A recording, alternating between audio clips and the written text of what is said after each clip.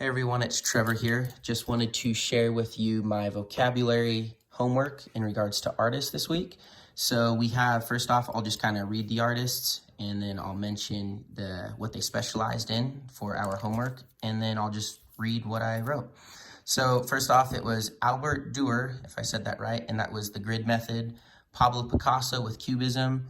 Chuck Close with portrait and grid method. Then we have Piet Mondrian with elements of abstraction, and Vincent van Gogh with complementary colors and brushstrokes.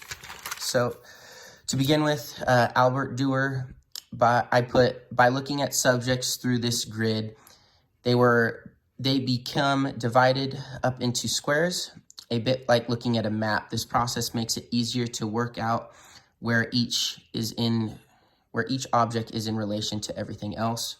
Sorry, it's kind of hard to record in a read-off. We have Pablo Picasso with cubism.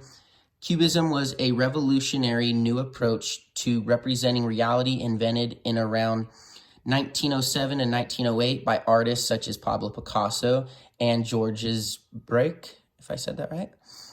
They brought different views of subjects, usually objects or figures, together in the same picture, resulting in paintings that fragmented and abstracted. Chuck Close, pull it up here, was the portrait and grid method. Chuck paints close-up views of his family and friends. Every detail, every wrinkle, every strand of hair is magnified. People in Close's portraits don't show much expression or personality, much like a passport or driver's license photo. So that was the portrait side of it. The grid side was he used a grid to divide it into smaller units and to maintain the proportional scale between the photo and much larger canvases. The last two was Piet Mondrian, the elements of abstraction.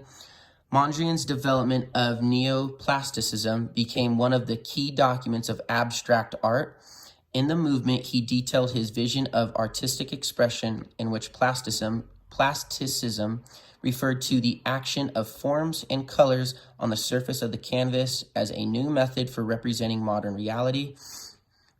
Vincent van Gogh was complementary colors and brushstrokes.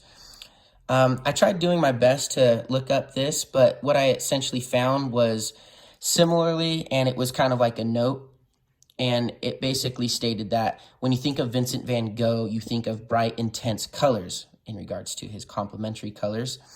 He studied lots of books on color theory, from which he learned that complementary colors are such as, red and green, yellow, such as, and I'll pull over my color wheel here. Where I gathered my information is when we went back and did our color wheel project. You can see the complementary colors of each other. So if it's like red, purple, green, and red, if that makes sense. It's just similarly like that. But that's what I found for my vocabulary homework this week. Hopefully you guys enjoyed, and thanks for watching.